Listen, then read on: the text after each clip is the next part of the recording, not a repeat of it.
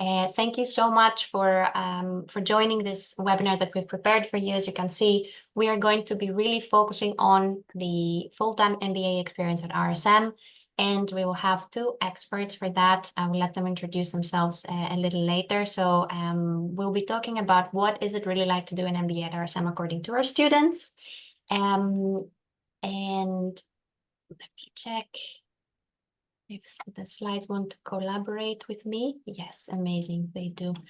My name is Maria, I will be your host for today. I'm one of the recruitment and admissions managers for the full-time MBA program here at RSM. I'm originally from Greece, as I mentioned, but I live in the Netherlands for quite some time now, 14 years. I'm very excited to have this conversation with our two participants and students. Before I let them introduce themselves, I just wanted to ask you to please feel free to use the chat box, as I mentioned, for any questions that you might be having. I'll be monitoring that throughout the session. And if you have any specific questions with the topic, obviously, please do add that in the Q&A box. It should be available for you. Try to keep your questions as general as possible, because we want to make it as inclusive as possible. For any more individual questions that you would like to check with me or my colleagues from the admissions team, I will make sure that I will share with you towards the end of the presentation our contact details. So we'll be more than happy to address any individual questions or concerns with you.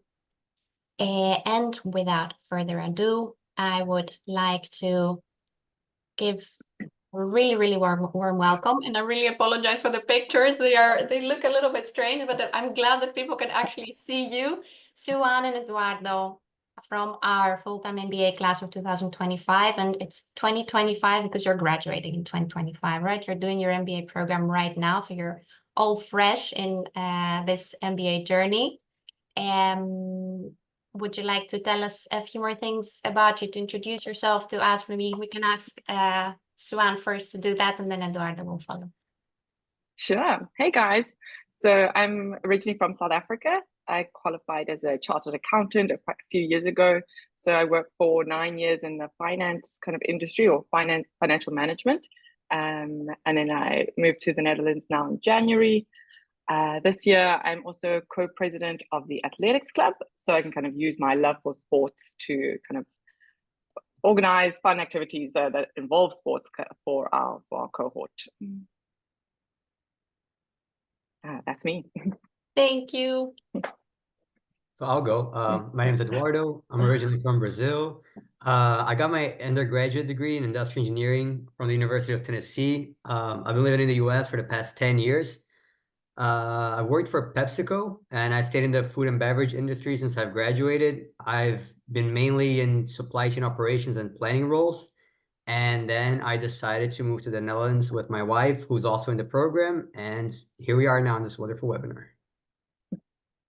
Thanks so much, guys. And thank you very much for making the time to be our speakers today. I know that you've just came back from your study trips, and you have 3 full career days full of activities organized by our Career Development Center starting tomorrow and finishing on the 6th. But I really appreciate you spending this hour with us.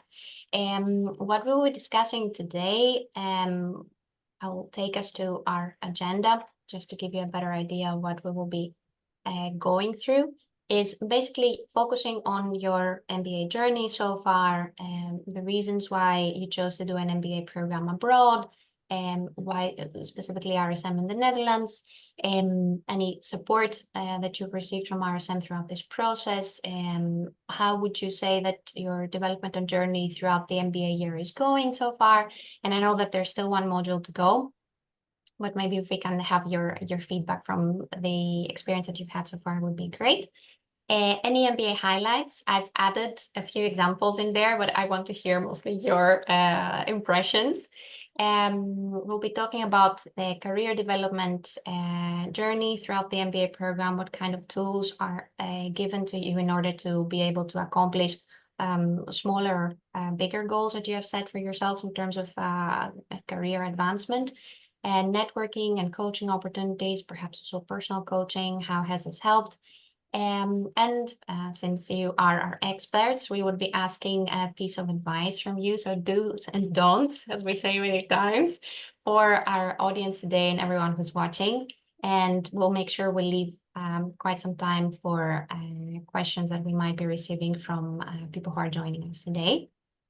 So if that sounds good, I wanted to ask, and I'm just sharing a little bit our class demographics for this year. So you, of course, everything went well with your applications, obviously, because you're here with us and you've landed in this wonderful group of people, our full-time MBA class of 2025. And for the rest who are joining us, please feel free to go through the details that you can see on our screen. Would you like to tell us, with that being said, how did this whole idea of doing an MBA program start for you? What made you choose RSM in the end as your school to do your MBA program, and how has this been? Suan, would you like to tell us? Sure. So I think my journey probably started about 2 years ago when my manager planted a seed in my head. I mean, I've been staying in South Africa for my whole life. She was like, why don't you do an MBA? Kind of see what's out there in the world. So kind of that idea was, yeah, like let's say 2 years ago. And then last year I was having a few, let's say, issues at work. I didn't really know like where I was going, and kind of being stuck in South Africa. I'm not really stuck, but I guess you feel like you need to get away a little bit. And then I was like, okay, well, I know that I wanted to continue learning and studying. So when I think of doing my MBA, I was like, okay, well, where do I go? And I wanted international exposure. I'd studied in 2 universities in South Africa already. So I thought, okay, no, I really wanted international exposure, but then also from a reputable school. So kind of RSM obviously fitted into that. And then I was moving over with my husband. So I was keeping in mind kind of his career opportunities and as well as a support base for him. And I do have family in the Netherlands, which just makes it like a little bit easier. And then I love the Netherlands. I absolutely love Amsterdam. I've been there quite a few times. I love cycling, and I love kind of the simplicity of life that the Netherlands guys follow. So that was kind of my 3 areas when I thought, okay, RSM would be the place for me. Perfect. Thank you very much. And for you, Eduardo? So for me, I knew that I wanted to get an MBA very early on, probably still in my undergraduate degree, because I mean, a lot of engineers do this. And my wife, who was also doing engineering in the same school, wanted to live abroad. So we kind of thought, hey, why don't we just get our MBA abroad? And that worked out.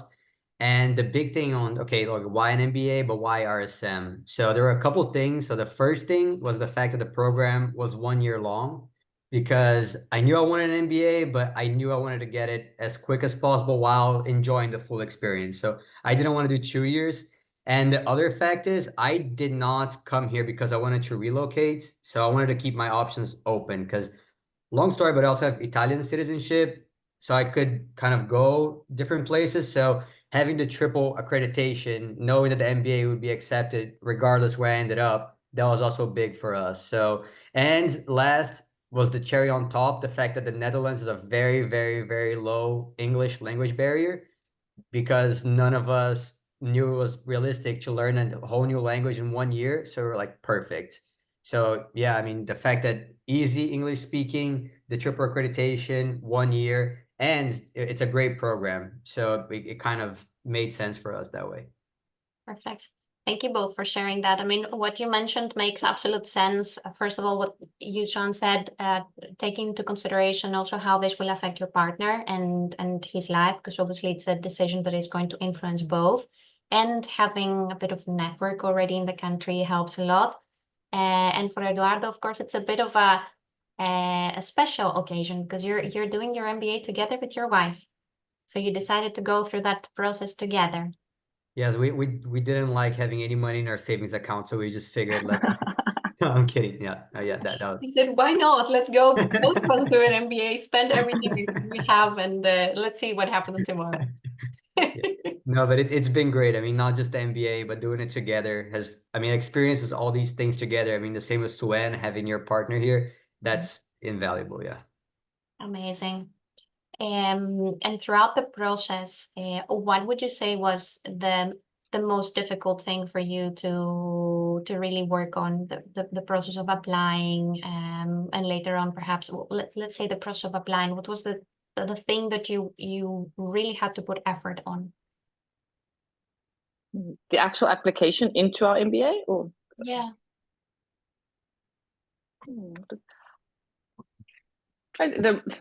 honestly, what was the most difficult for me last year coming here was finding a house, Yeah, finding an of course. apartment.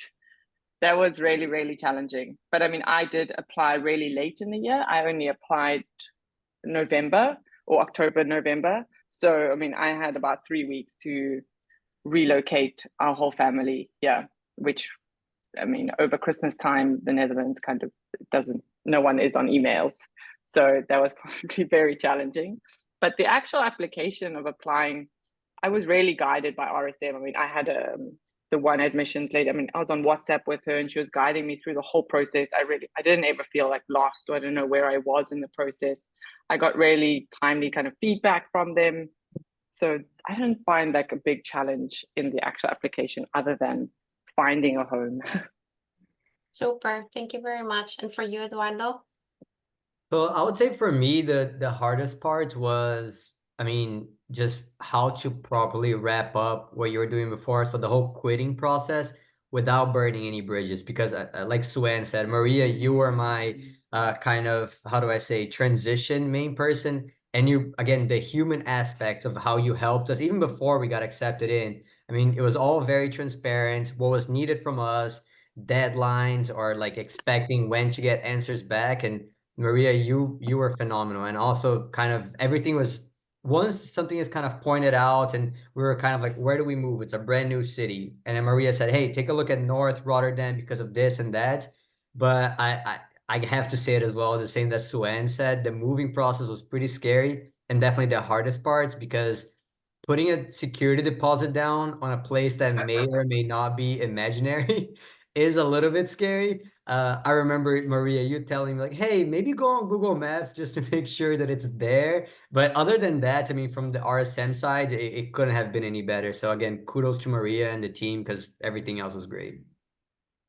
Thank you so much for your kind words. I mean, of course, it's part of our job. We really enjoy doing that. And we know that the vast majority of our students, I mean, you can see also 99% of the class is international. People that join the program might have never had the chance to visit the Netherlands or Europe before. So we want to make sure that you get as much guidance as possible throughout this very critical period of relocating. Absolutely.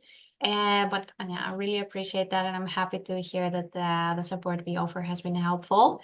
And definitely, it's also encouraging to hear that the admission process was rather, it went smoothly. But of course, yeah, it's always a struggle to find a place in a small country such as the Netherlands, but also in an expat hub and a student city such as Rotterdam. So we always suggest actually our candidates to start looking as soon as they can. For housing opportunities. I mean, there's support you'll be receiving from the school, but a lot of those steps fall on our students' shoulders. And I'm happy that things worked out for both of you in terms of accommodation, but I can understand the insecurity of like looking for places and then eventually saying, do I really need to pay now for this that I've not seen? But I'm glad that everything worked out well. And Yeah, I think just the only advice there would be to not necessarily use Facebook unless you obviously know the person. I mean, I was almost scammed. So just use reputable companies that you can kind of apply for housing.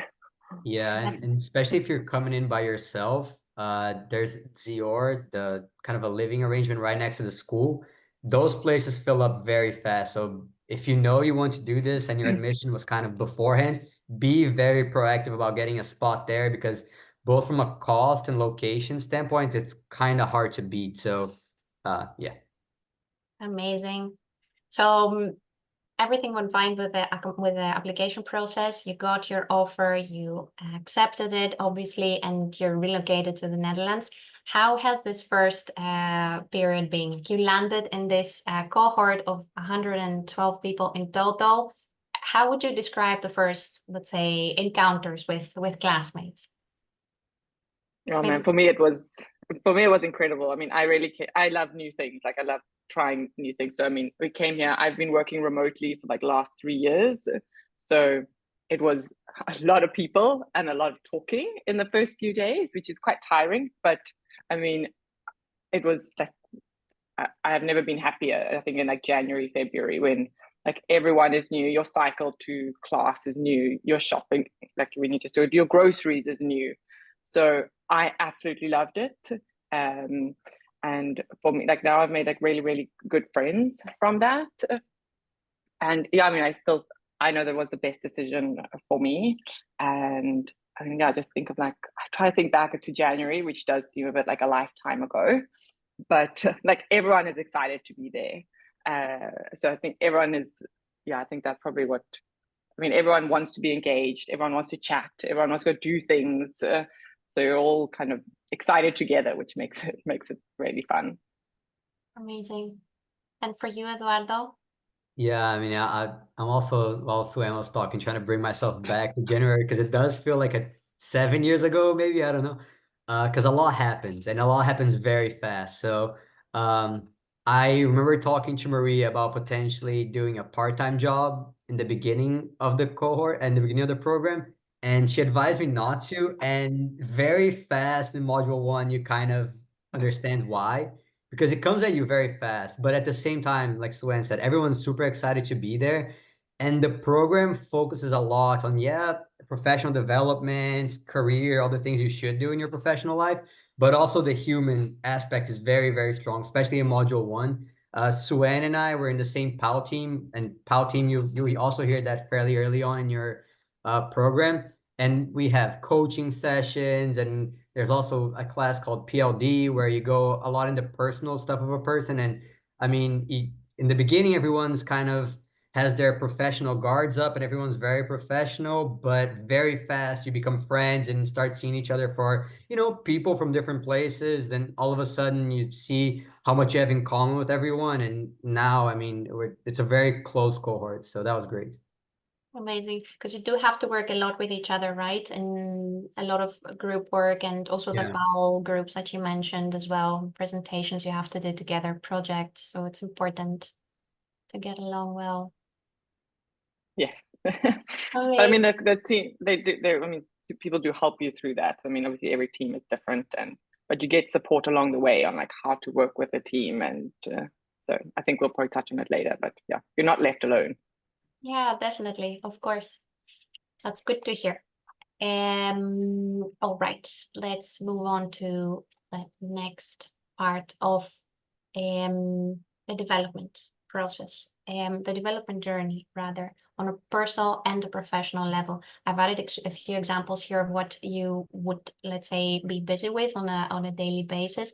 But would you like to take us a little bit through that process in the MBA part that you've experienced so far? There is a fifth module that you still need, of course, to complete, but how has the module 1, 2, 3, and 4 have been for you? Perhaps some things that you would like to highlight in terms of developmental opportunities. I think for me, I mean, I'm really here for my personal development. It's doing my chartered accounting before this. I have had a lot of studying already. So I've touched on a lot of the subjects. So I'm really here for the personal development. And I think like my biggest thing that I've got from this, how they teach you about it is through reflective sessions and reflective like essays and things that we've done. So that's kind of times to teach me about myself. Is to really like pause and think about it. I really struggle to do that in module 2 and 3, to be honest, because there's a lot of work that you have to do, and it's like a lot of tests, a lot of assignments and group work. But I mean, thinking back now, when you can reflect on those times, you're like, oh, actually, we did these and these things, and I've learned like specific things about myself. But I think it's, I mean, having subjects about personal development, but then also having a personal coach that can help me through those things. And then also having times where I have to write essays about myself. I think all of those things together, it's not one specific thing. I suppose just all those things together has taught me a lot about myself throughout the year. Amazing.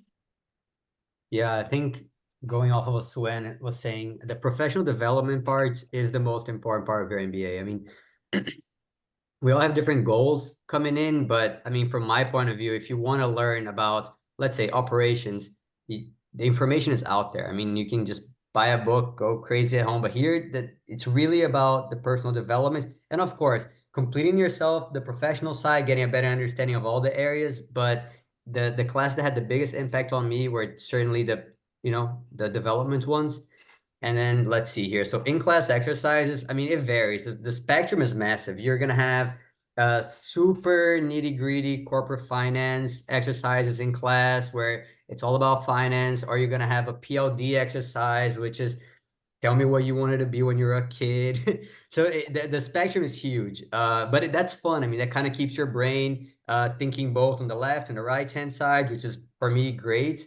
And again, the group work is always there. That's one of the things that's consistent, regardless of what class it is. You're usually working in a group, which it can be positive or negative. But even if you don't get, let's say, the best group, or you're hanging out with people that are your ideal, let's say, group members, you can also learn from that, especially when it comes to the coaching, when it comes to the other things, because in the real world, there's rarely a perfect team. So I think that kind of, how do I say, that lab that you have, there's no promotions, there's no one getting fired or promoted, so it's a safe environment to learn to work with both an amazing team or sometimes not your dream team. So, and when it comes to mentoring opportunities, and the peer review. So I want to touch on the 360 because that was great. It was something that we did in the beginning of the program where you get to pick some people that you've worked with in the past, and they get to kind of answer an anonymous survey about both your strengths and weaknesses. And to my surprise, everyone took it really seriously. So you got great feedback, and you read some things that, I mean, I'm sure it wasn't your favorite thing in the world, but you needed that. And some things that are like, okay, I thought I was kind of good at this, but everyone's saying I was like great. So it's nice. And when it comes to mentoring opportunities, we have two coaches, both the professional coach and the personal coach. I love the personal coaching because my coach, she challenges me a lot on things that even when my ego is high or low, I mean, she doesn't care, which is great, but that's not the best way of saying it. She tells me what the truth and what I need to hear. So having kind of a relationship where you have professors looking out for your best interests, your cohort there for your support, and also coaches that are not afraid to have difficult conversations with you. Again, in a safe environment, again, like Suen said, this has been a great decision for me. I'm pretty happy so far with the program. Perfect. Thank you very much for sharing that, both of you.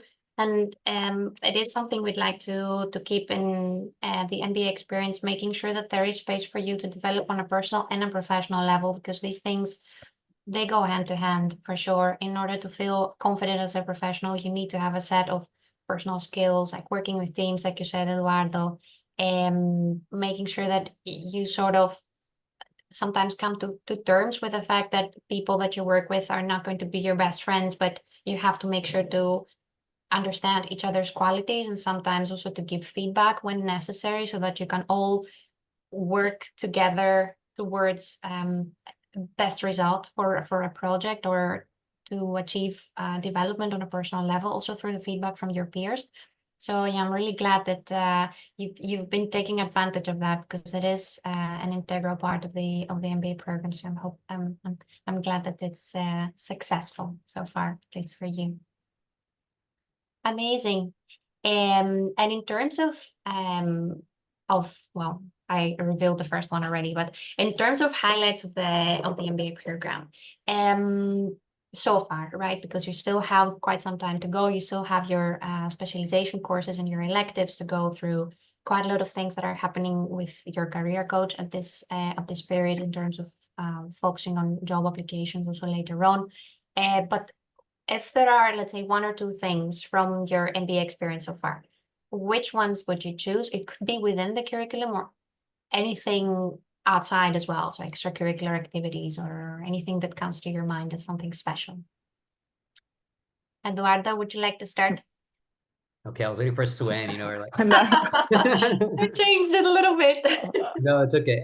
So I would say, I mean, for me, it's still very fresh in my mind. I just got back a few days ago, but the study trip to Dubai was incredible.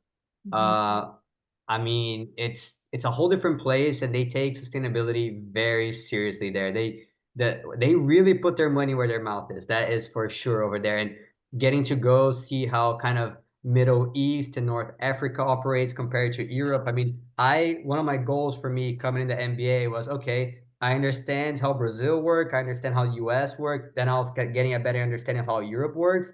But the study trip kind of course, it's only 10 days, so how detailed can you get? But from a surface level, they made sure to cover both energy transition to sustainability to AI. And we also had a lot of fun. We went to a bunch of different places. Um, and yeah, I mean, that was great. So that's one. And then two, Maria, you said I could go off here, so I'm gonna go a little bit off. But it was the help that I got from my own professional kind of questions, both from a networking or where do I want to go? Do I want to stay in supply chain? How do I stay in supply chain? And those, but you kind of, okay, you go to a class, this professor is amazing, they're clearly a genius, and you're just, hey, I need some help on my own life.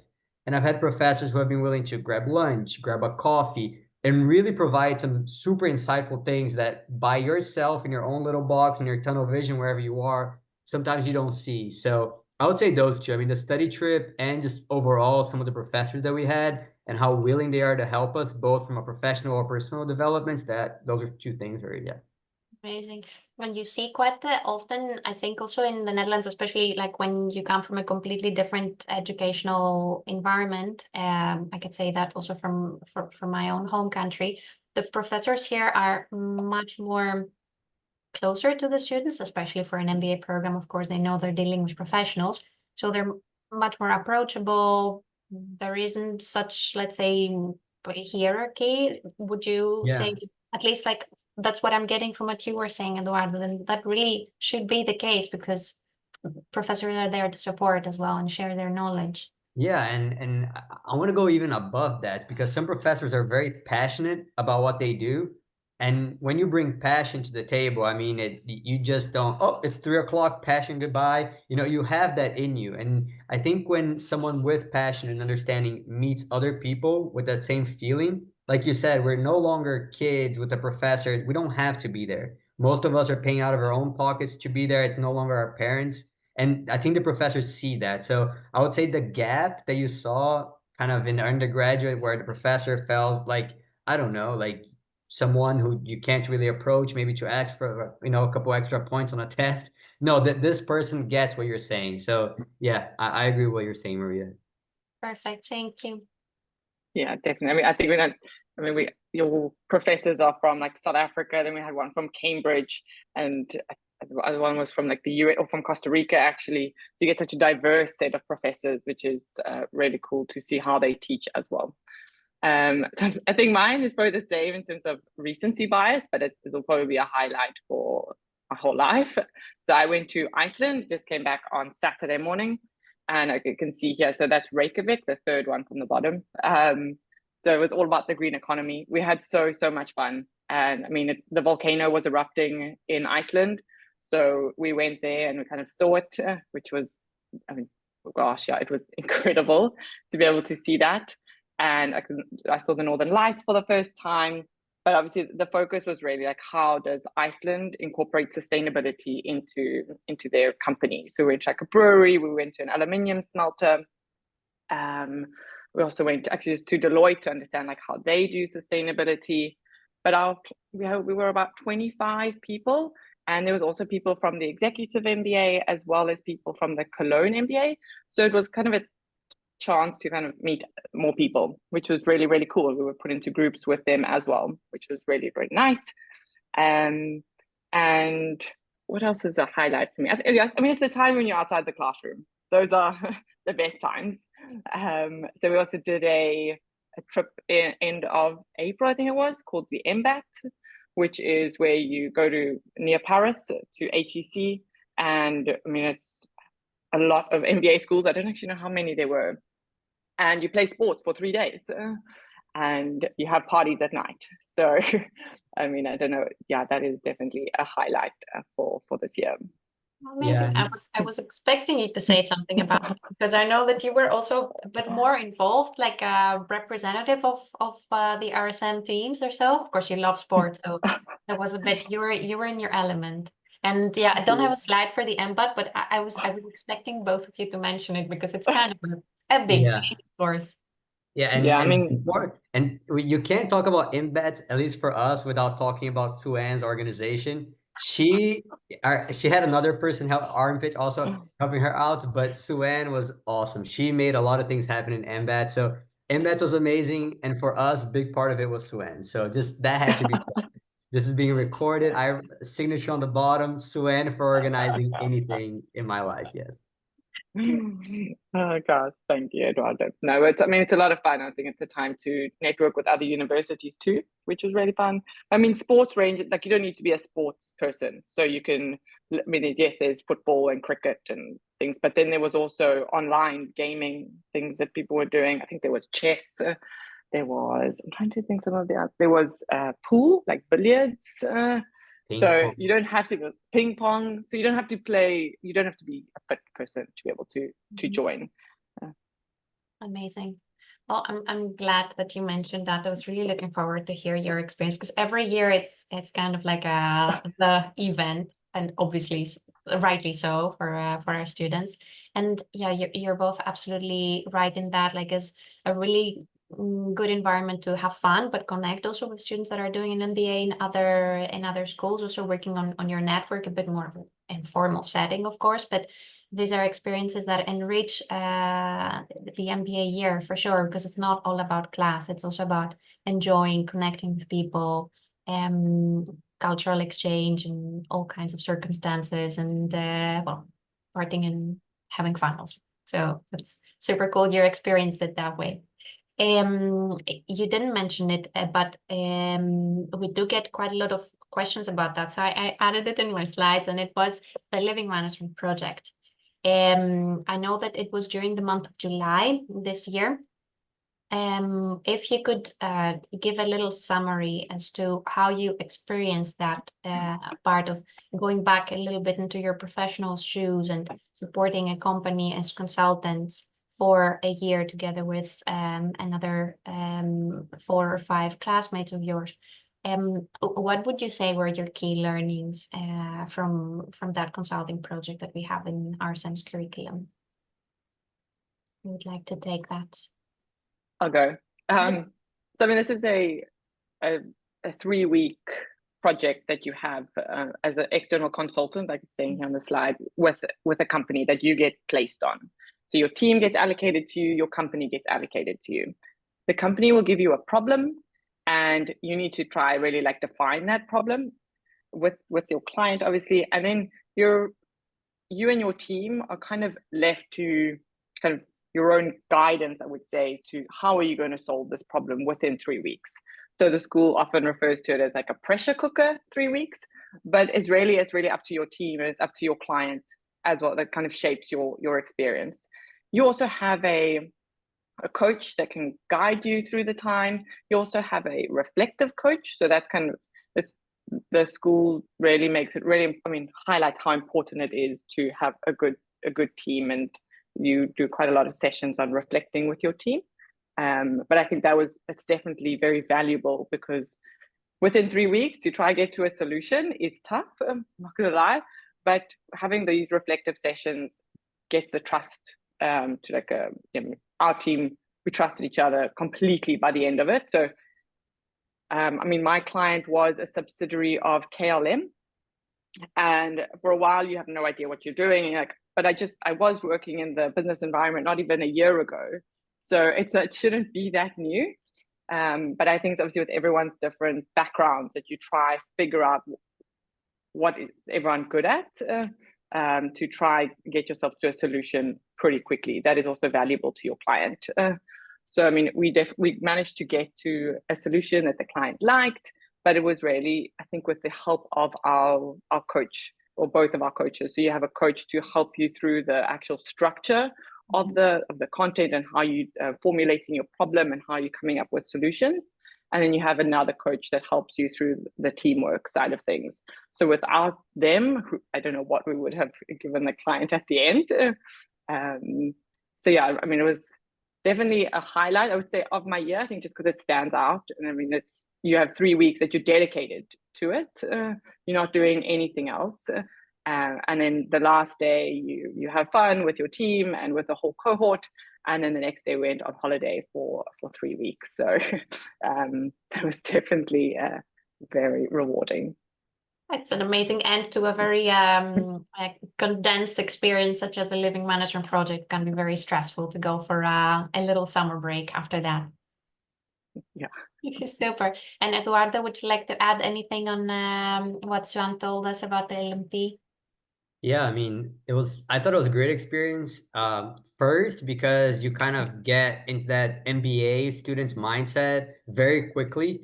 And like Suen said, yes, we've had multiple years of experience, but you also forget very quickly what it's like to actually work with different people in different industries and getting stakeholders to align. So it was kind of a great middle of the year kind of checkpoint. Like, okay, you're going through this great MBA program, but don't forget about real life.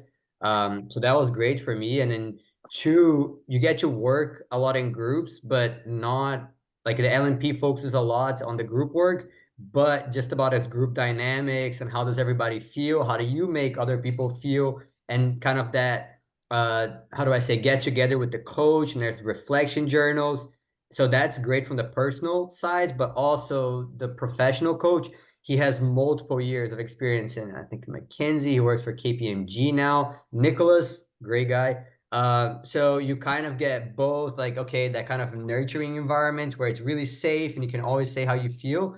But on the other side, there's also kind of a consultancy mindset coach that if you're not performing, he will say, hey guys, we're not performing, which is great. So you get kind of both, best of both worlds there. And yeah, I mean, at the end, we got to a conclusion, a presentation. It all goes well, and then summer break it is. So that's pretty great too. Perfect. Thank you both very, very much for sharing that. We spoke also, of course, about our study trips. This we covered, and thank you so much for sharing your very recent experiences from the study trip that each one chose, in Dubai and Reykjavik in Iceland. I wanted to ask you, because we spoke, of course, about how important it is not to be just involved in things that are part of the curriculum, but also going a little bit outside that for certain extracurricular activities that are offered. Are you involved in any of the student clubs that we have, and how much? And what was perhaps a highlight or two from those events? Maybe I can go first on this one because I think mine would be much shorter than Suen. No, but personally, I am not leading any of the clubs, but I am a part of the strategy and consultancy and consultants and the supply chain one, and both of them have been great. I mean, it's kind of, yeah, you kind of know which area most people in your cohort are, but then you get to go a little bit deeper and hear more about their experience, kind of how is supply chain working in a factory in the US versus in a factory in Taiwan. And you actually kind of create, yes, you have people that you have personal similar interests with, but you also create kind of a bond with people on a professional side as well. So, and yeah, and some people in the group, I don't know how many hats Suen is able to wear, but yeah, so it's pretty great to have people leading it, and all of our clubs have done an extraordinary job this year. Thank you. So yeah, I mean, the student clubs, this is run by the students by themselves. So I mean, early on in the year, you nominate yourself to be a club representative or club president, I would say, and you do a video and you say why you want to do it and maybe activities that you want to do. So that was kind of early on in the year, and you then, once they nominate you, you get a budget from the kind of one of the other students that is the treasury, and it's up to that club to do whatever they want for the year. It's honestly, it's not that like things that we did this year that you have to do next year, but we do take learnings, let's say, that the students really enjoyed last year, and we're like, okay, cool, they love that, okay, we're going to do it this year as well. So a lot of these clubs, a lot of it is to do with speakers that they'll bring in that are like specialists in this field. and then they'll come talk to us at the university. There's also, I think it was the supply chain. I think it was that one where they actually did a visit to the harbor. I wasn't able to go to that one, but I think that one was really, really cool to see. I mean, you can't do that as just a tourist in Rotterdam. So they do try arrange activities that are outside of a normal tourist thing. And I'm leading the Adventure and Athletics Club. I mean, it's mostly about athletics, to be very honest. So I organized the MBAT experience, like I spoke about earlier. And then we also did something in collaboration with the social club, where we went to, there's like this big lake here in Rotterdam, where in the summer, everyone goes to have like picnics and play sports. So we did a day there where we had a barbecue, and then we did like the Olympics. I think it was like the week before the Paris Olympics took place. So I think we were about 60 people that joined, and we really just had like a lot of fun in the park with everyone. And I mean, yeah, we'd love to do some more activities. I'm not going to share them just yet because they're not confirmed. But I mean, really, it's up to whatever what I would want to do in that club. Yes, it is tough. Like in the beginning of the year when I was trying to balance workload as well as the athletics club. But I mean, I have support from the other co-president to do it, and like everyone wants to help. So if I needed help with something, I just raise my hand or I message on the WhatsApp group and say, "Hey guys, I need help with something." It's kind of, I can just land the idea, and then the rest of the team helps you out. Other things that the teams did with international culture, I know that is quite I think from the previous year also, they really enjoyed that, was a potluck day. So I think it was like on a Saturday, and we're 27 different nationalities. People would bring different food, and then they would try it out. I think there was like a competition who won. And I think they did a karaoke night. I'm trying to think what else. Don't forget about King's Day. Oh, yeah. I mean, King's Day, I think everyone should definitely take part of that as the 27th, or usually 27th of April. I mean, Amsterdam is just lit up in orange, and it's a humongous party. I think the club organized a boat to go down the Amsterdam canals. So yeah, that was also a lot of fun. So we definitely look for a lot of social things to do together. That's super. And I'm curious, did you have any communication about events that perhaps a previous cohort tried out and they were successful? Or were you rather free to sort of organize your own agenda in the clubs that you were part of, or being a president of? I'll just say one piece very shortly. Do King's Day, do MBATs. Period. Yeah. I think I mean, when we were setting up the clubs, the previous cohort did have a call with us about every one of their clubs. And then they would say kind of what did they do and kind of what went well. So, I mean, not every one of these clubs does everyone have to attend. I mean, 110 people, they're not going to attend every single event, and you'll go to what you're passionate about. So I had reached out to the previous athletics president, and I asked, like, what did they do? They only did MBAT. So I was like, okay, I think I can do a little bit more than just MBAT. So yeah, I think you can reach out to the previous cohort, and you get a directory of kind of who were the presidents even before to ask them. But really, it's up to you on how you want to shape it. And I mean, you obviously want the cohort to attend. So I mean, a lot of times the clubs would send, let's say, polls to the group to ask kind of, what are you interested in? What do you want?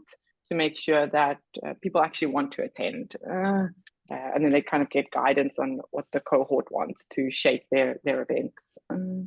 Yeah, and to just add one last thing, also feel free that if you have a good idea, run with it. Because like Suen mentioned, the supply chain club did something that previous years had not done, which was organizing a trip to the port of Rotterdam, and everyone loved that. So I would just, say focus on a lot of the things that have gone well, i.e. MBAT and King's Day, but also bring your own kind of creativity to that as well, because everyone appreciates it. Thank you for sharing that. It's really important. Also, I think, and correct me if I'm wrong, if there's any gap that future students are going to sort of identify in terms of student clubs that are not there, they can initiate one themselves. So yeah, there's a lot of Perfect. Yeah. So there's a lot of flexibility in terms of what kind of study labs are going to be operating and what kind of little projects or events that we'll be running with.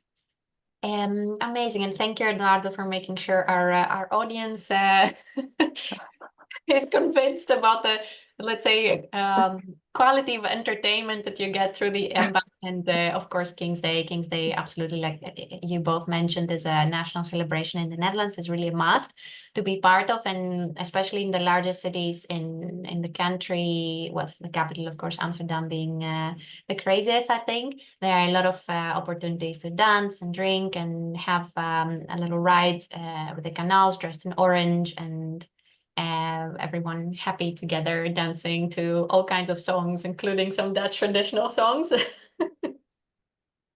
Not my cup of tea, but I know a lot of people enjoy them, and oh, it's good to listen to. Amazing. So I'm going to stop blabbing about it. I know we have 10 more minutes, so I'll try to keep us within the hour. So we have, let's say, a few more minutes to check any questions that we haven't answered so far. We spoke a little bit about the career journey, the career development opportunities, that not career development opportunities, but more like the reaction, the interaction that you have with your coach, and the career development center.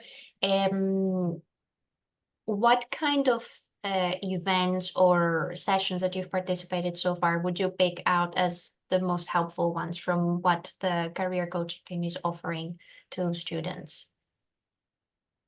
Who would like to go first? Maybe I can start on this one. Do it. But I think from a career development, and because the time is short, I'll kind of tie it in with the do's and don'ts. But I would say every class that you have with Nicholas and your PLD, use that, really, really take it seriously, because it may feel a little bit obvious sometimes, or a little bit even uncomfortable, but really, really go with it. And my kind of, in the same career development do's and don'ts, start networking early in the program. I can't emphasize that enough. I mean, it takes time to develop and build a relationship with somebody. You're not just going to get to the end of the year, send them a note, and all of a sudden they're going to offer you your dream job. That's just not how it works. So I would say the best thing that I got was, okay, you have classes early on, both from PLD and career development and the career center. Starts early. I mean, I don't have a job yet, but that has already started to pay dividends for me in my own kind of networking.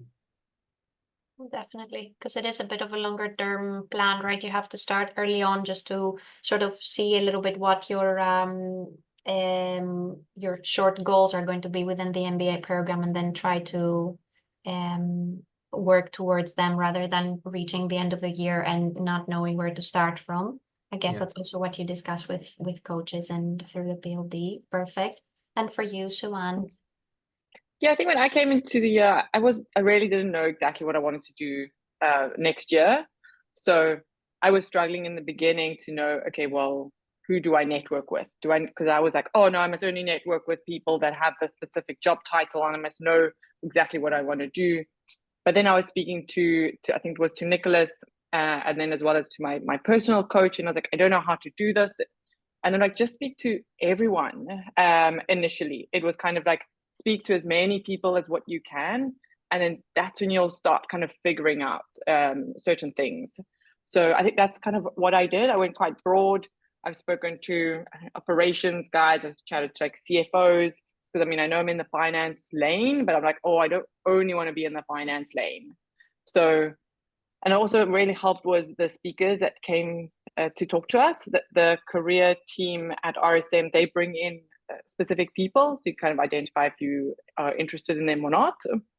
And I went to one of those, and I mean, what the lady was explaining to me there, and she was in a business controller role, and it's really just a role that with finance as well as kind of operations. And I was like, oh my goodness, yeah, that sounds really cool. And that only came from going to these events that the career team does for you, but then at the same time having my personal coach as well as the PLD, the personal development classes, to figure out exactly what I want from my career next year and what company that I want to work for, that I've kind of tried to kind of, let's say, connect the dots. I don't think I'm there yet. I still have a lot of work for me for these next 3 months to find a job. But I think it's definitely started to kind of pave the way for me. But I think exactly what Eduardo says, I mean, network early. I know that they will push you in doing that next year, and it will feel maybe repetitive.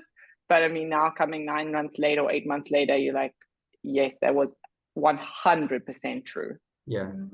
And one last thing too that a lot of people have found helpful is that there's this own kind of, I forgot the name exactly, so Maria, feel free to jump in, but this own like network software thing from only RSM alum. And they like, okay, you want a coffee chat with a consultant, you want a coffee chat with somebody from finance, you're going to find an alumni that is there that you can schedule a coffee chat. And a lot of the RSM, I mean, most of the RSM alums, they're super still involved. So make sure to take advantage of that as well. For sure. Is it the Mentor Me platform Yeah, that that's you it. mentioned? Yeah, definitely. That's a really good thing to keep in mind. Perhaps some students forget that in the whole abundance of things that are happening, of course, within the MBA year. But it's thank you for sharing that, because it is definitely a good thing to sort of make sure that you of course live the student experience, but you also keep in touch with what's happening outside the MBA bubble, and the sort of connections that you create also with RSM alums that are available, and you can reach out through this platform that you mentioned, Eduardo, is a really good thing to connect you with the next steps after completing the MBA program, so that you have a smoother transition towards that. Perfect. I'm really happy to see that you're both like mentioning networking early.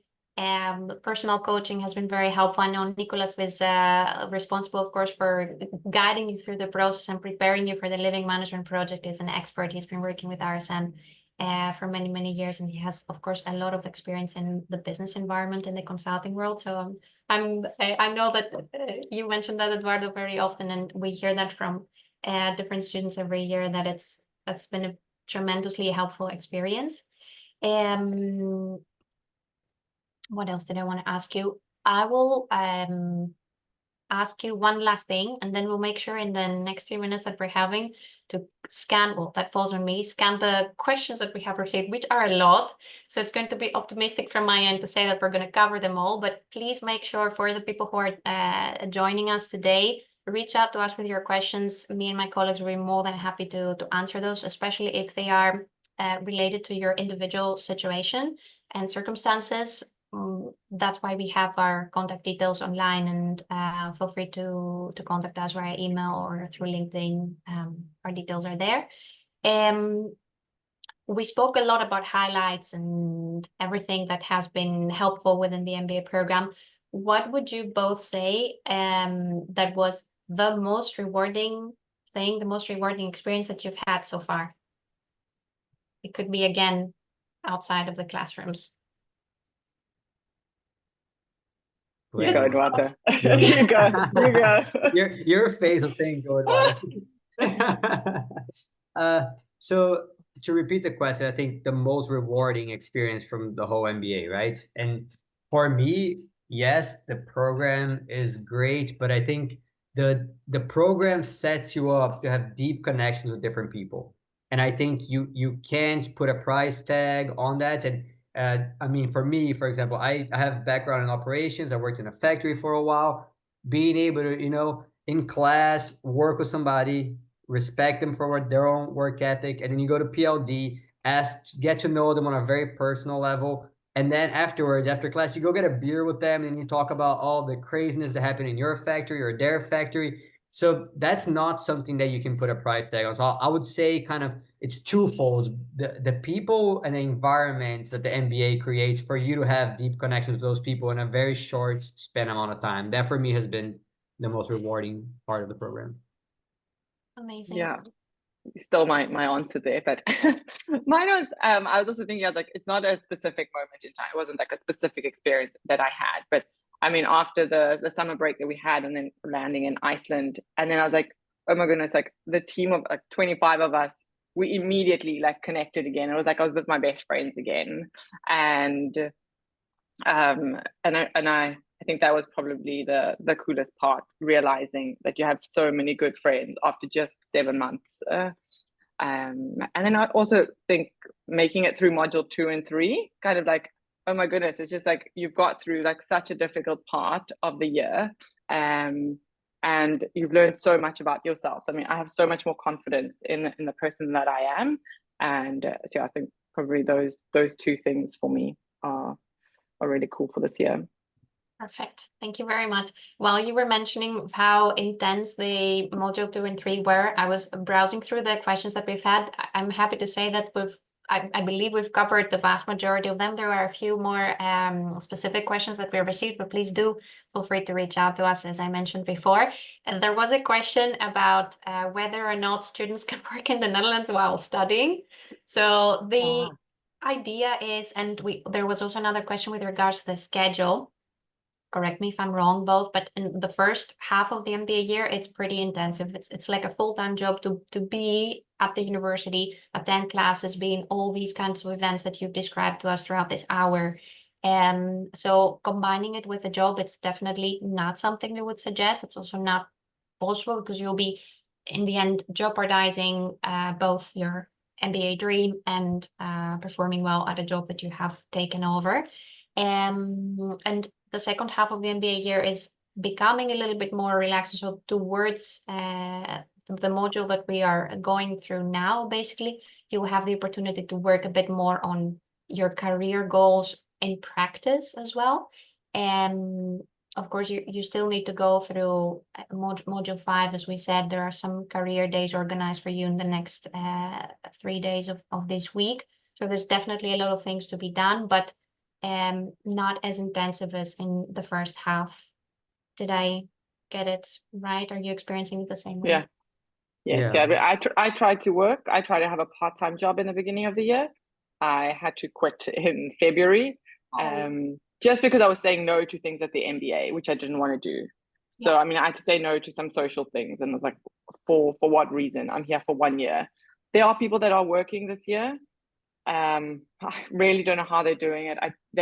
You'll have to say no to some things. So I guess that's the balance that you want to have, and I guess know why you're at your MBA, why are you here for the year, and then kind of prioritize accordingly. Yeah. But I'm very, very grateful that I did quit, because then you can only focus on your MBA. So I don't want to be sitting in class and then thinking, oh goodness, I still need to work.